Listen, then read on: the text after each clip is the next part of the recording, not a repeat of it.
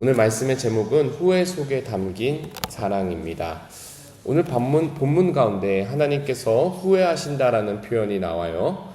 11장 11절 상반절에 보면은 내가 사울을 왕으로 세운 것을 후회하노니 그가 돌이켜 나를 따르지 아니하며 내 명령을 행하지 아니하였음이니라. 우리는 여기서 아주 일반적인 질문 하나를 던질 수 있습니다. 보통 후회라는 감정은요, 실수나 계획이 제대로 되지 않을 때 우리가 후회를 합니다. 예를 들어서 어제 내가 밤에 라면을 끓여 먹지 말고 그냥 잤어야 됐는데 잠깐의 배고픔을 참지 못해서 밤새도록 속이 뒤집어졌다. 분명 라면 먹는 선택 제가 한 거지만 스스로 잘못한 선택이기 때문에 후회를 하게 되는 거죠. 이처럼 우리의 실수나 잘못 때문에 후회라는 것이 오게 됩니다. 그럼 여기서 우리가 생각해 봐야 될 것이 하나님께서 실수를 하셨나? 하나님께서 잘못 선택하셨나? 하나님께서 계획하신 대로 되지 않았나? 왜 하나님은 사울을 왕으로 선택하신 것을 후회하실까? 이렇게 한번 우리가 물어볼 수 있지요. 근데 분명한 사실은요, 성경이 증거하는 하나님은 확실합니다. 하나님은 변하지 아니하시고 하나님은 후회가 없으시도다. 민수기 23장 19절에도 보면 하나님은 인생이 아니시니, 하나님은 사람이 아니시니 거짓말을 하지 않으시고 인자가 아니시니 후회가 없으시도다. 하나님은 후회하지 않으세요. 근데도 이상하게 오늘 본문은 사울을 왕으로 선택한 것을 후회하신다라는 표현을 써가시면서 하나님이 말씀하시는 거예요. 이 말씀을 우리는 잘 받아들여야 합니다. 하나님께서 후회하실 상황이 닥치실 줄 알면서도 하나님께서 주권적으로 하나님께서 결정하신 일이라는 사실이에요. 이 모든 과정을 통해서 애초에 처음부터 하나님을 따를 생각이 없는 사울이라 할지라도 하나님께서 먼저 사랑하시겠다. 하나님께서 먼저 그를 통해서 일을 할 수 있도록 기회를 주시겠다 하시면서 하나님의 사랑이 차별 없이 간다라는 것을 만천하에 선포하시는 겁니다. 이런 의미에서 하나님의 후회는 우리의 후회와 다릅니다. 이런 의미에서 사울을 향한 하나님의 후회는요, 인간의 죄에 대한 하나님의 거룩하신 반응입니다. 한번 오늘 말씀을 보세요. 오늘 말씀을 보면 하나님께서 사울에게 기회를 줍니다. 근데 처음 주는 기회가 아니에요. 사울이 실패했던 자리에서, 사울이 하나님을 떠났던 자리에서 다시 한번 주시는 기회가 오늘 본문에 나오는 기회예요. 그 처음의 실패가 무엇이었죠? 사울이 스스로 제사를 드린 거예요. 사무엘을 기다리지 않고 불순종을 한 거예요. 그럼에도 불구하고 오늘 본문 가운데 사울에게 다시 한번 기회를 주는데 15장 1절 하반절에 보면 그의 백성 이스라엘 위에 왕으로 삼으셨은즉, 무슨 말입니까? 하나님께서 하나님의 백성 이스라엘 위에 사울을 왕으로 삼으셨은즉 이제 사울 왕은 여호와의 말씀을 들으소서 하면서 사무엘을 통해서 다시 한번 소명을 주는 거예요. 그리고 여기서 하나님의 뜻은 다름이 아닙니다. 하나님께서 베풀어 주신 은혜의 자리에서 하나님의 뜻에 따라서 하나님의 일을 해보라라는 하나님의 초청이에요. 아말렉이라는 민족을, 하나님을 대적했던 아말렉이라는 민족을 심판하는 일에 있어서 하나님은 사울을 부르시고 사울을 심판의 도구로 사용하시는 거죠. 여기에서 하나님의 조건이 하나 있어요. 우리 한번 3절을 읽어보겠습니다. 3절입니다. 3절이 하나님의 조건이에요. 시작! 지금 가서 아말렉을 쳐서 그들의 모든 소유를 남기지 말고 진멸하되 남녀와 소아와 젖먹는 아이와 우양과 낙타와 나귀를 죽이라 하였나이다. 하나님의 뜻은 진멸이에요. 진멸. 하나도 남기지 말고, 사람도 남기지 말고, 가축도 남기지 말고 진멸하라. 근데 여기서 진멸하라는 이 성경 단어가 뭐냐면요, 하나님께 온전히 드려라. 하나님께 모두 바쳐라. 죽음으로써 하나님께 모두 바치라라는 말씀이죠. 그러면은 이제 사울이 어떻게 했는지, 하나님의 명령에 어떻게 응답했는지 한 말씀 한 말씀 읽어가면서 사울이 얼마나 추락한지 우리 한번 보도록 하겠습니다. 9절 말씀입니다. 9절 말씀입니다. 시작. 사울과 백성이 아각과 그의 양과 소의 가장 좋은 것 또는 기름진 것과 어린 양과 모든 좋은 것을 남기고 진멸하기를 즐겨 아니하고 가치 없고 하찮은 것은 진멸하니라. 자, 여러분, 제가 진멸하다는 단어가 뭐랑 똑같다 그랬죠? 온전히 드리는 거다. 그럼 제가 그 진멸하다는 단어를 온전히 드리다로 바꿔서 읽어드릴 테니까 한번 잘 들어보세요. 9절을. 사울과 백성이 아각과 그의 양과 소의 가장 좋은 것 또는 기름진 것과 어린 양과 모든 좋은 것은 남기고 완전히 드리기를 즐겨 아니하고 가치 없고 하찮은 것을 드리니라. 이것이 바로 사울의 불순종입니다. 사울이 자기 멋대로 해석하고 자기 멋대로 판단해서 하나님께 하는 거죠. 그리고 이 소식이 사무엘에게 들어가는데 다름이 아니라 하나님께서 사무엘에게 직접 말씀하셔서 사무엘이 알게 돼요. 사무엘은 사울이 반역하는 장면을 다시 보고 밤새 웁니다. 정상적인 시각에서 보면은 죄에 대한 반응은 사무엘과 같아야 돼요. 우리가 죄 짓는 사람을 본다고 해서 단순히 손가락질하고 비판하고 너는 나쁜 놈이야, 너는 있어서 안 돼, 이렇게 몰아세우는 것도 아니어야 되고, 죄를 짓는 사람을 보고 변호하고 감싸고 도닥이면서 괜찮다고 하는 것도 아니어야 되고요. 사무엘처럼 밤새 울 줄 알아야 됩니다. 죄 가운데 빠진 영혼이 너무나도 안타깝고 불쌍해서 그 영혼이 돌아오길 바라는 마음으로 밤새 울 줄 알아야 되는 것이 죄에 대한 반응이에요. 사무엘이 사울의 죄를 보고 밤새 울고 나서 다음날 사울을 찾아가요. 근데 여기서 더 기가 찬 일이 벌어지죠.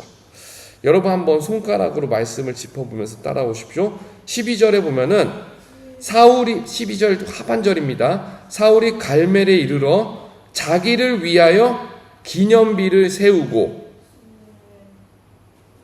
하나님을 위하여 기념비를 세우는 게 아니라 자기를 위하여서 기념비를 세워요. 그리고 13절에 보면은 사무엘이 사울에게 이른즉 사울이 그에게 이르되, 이제 사울이 하는 말이에요. 원하건대 당신은 여호와께 복을 받으소서. 내가, 여긴 사울이죠. 사울이 여호와의 명령을 행하였나이다 하니, 지금 사울이 엄청나게 떳떳하죠. 자기 이름을 위해서 기념비를 세우고 자기는 하나님의 명령을 다 행했다라고 떳떳합니다. 저는 솔직히 이런 말씀을 읽으면서 굉장히 헷갈리더라고요. 사울이 정말로 자신감이 넘쳐가지고 떳떳하다고 하는 걸까? 아니면 사울이 사무엘에게 거짓말을 하는 걸까? 아니, 어떻게 사울이 하나님의 말씀을 대놓고 거역하고도 이런 말을 할 수가 있지? 이런 참 혼란이 올 정도로 너무나도 사울이 자신만만한 거예요. 근데요, 이 장면이요, 우리에게 보여주는 게 한 가지 확실한 게 있어요. 죄의 무서움을 보여줍니다. 왜 죄가 무섭냐면요, 죄는요 우리 눈을 멀어버리게 해요. 우리 눈을 어둡게 해요.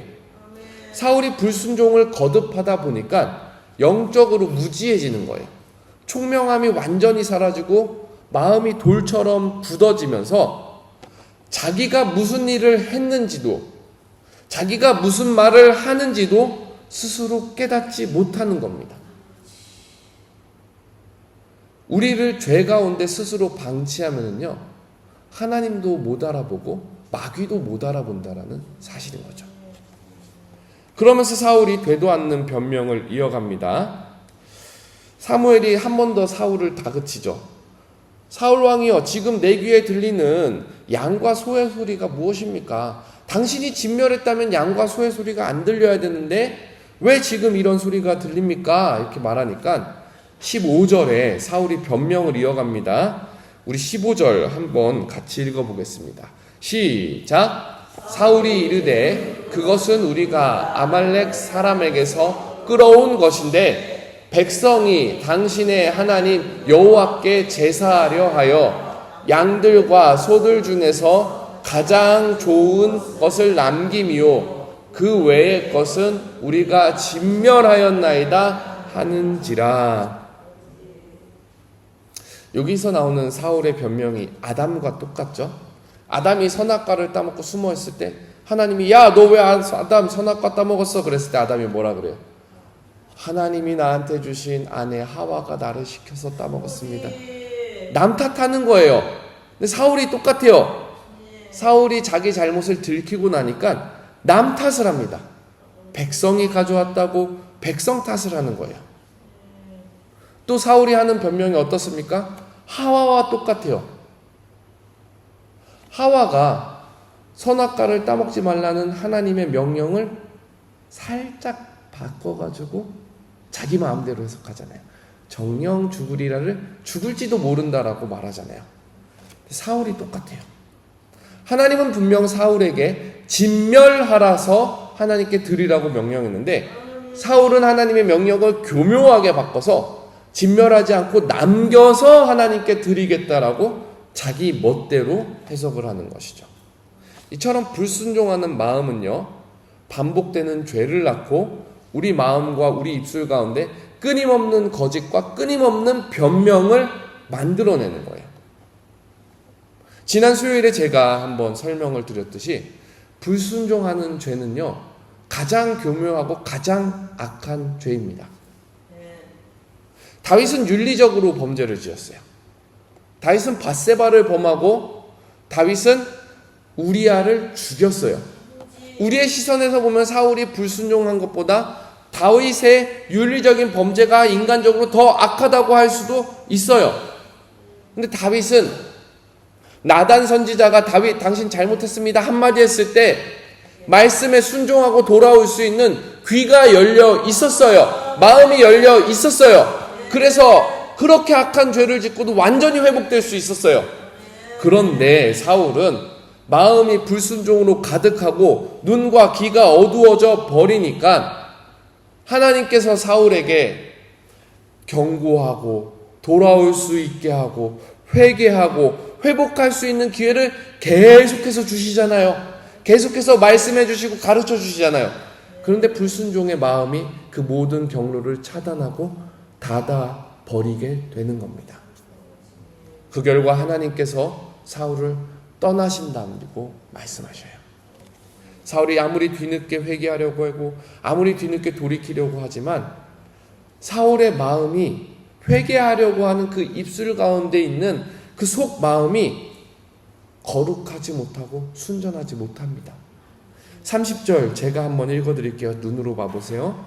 사울이 이르되 내가 범죄하였을지라도 이제 청하옵나니 내 백성의 장로들 앞과 이스라엘 앞에서 나를 높이사 나와 함께 돌아가서 내가 당신의 하나님 여호와께 경배하고소서 하더라. 여러분 문제가 보이죠? 회개하는 사람의 마음이 이게 맞습니까?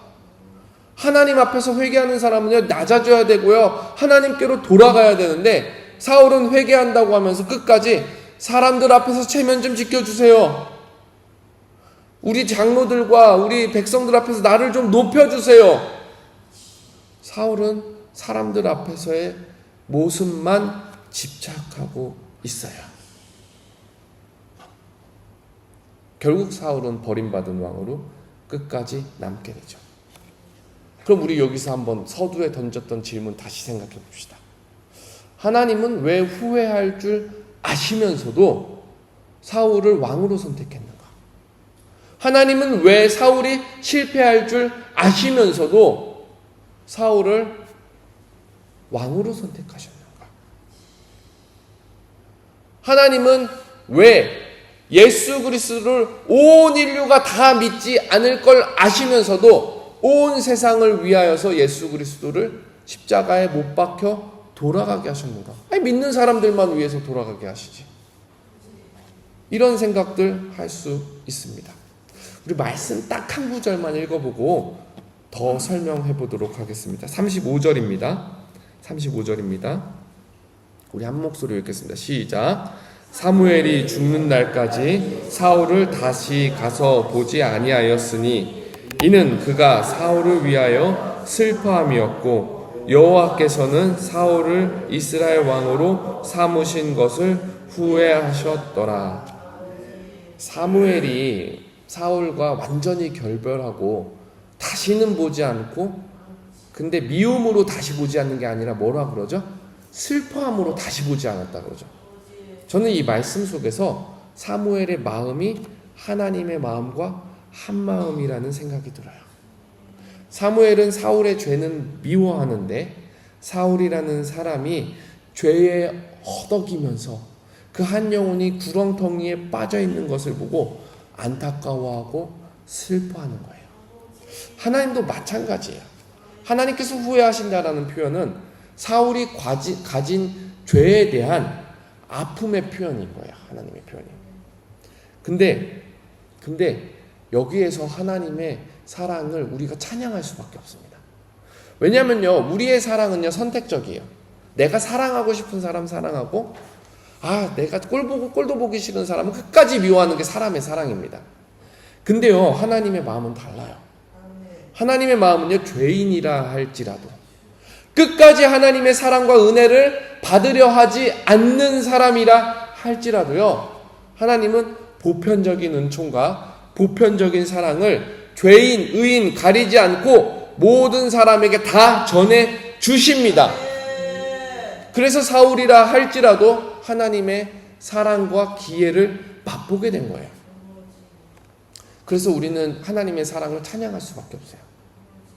내가 아직 하나님과 원수 되었을 때, 내가 하나님에게 귀를 닫고 마음을 닫고 거역하고 있을 때 하나님의 끈질긴 사랑이 있었기 때문에 하나님, 이제 제가 하나님의 사랑을 받아들이고 나올 수밖에 없습니다. 찬양할 수밖에 없습니다.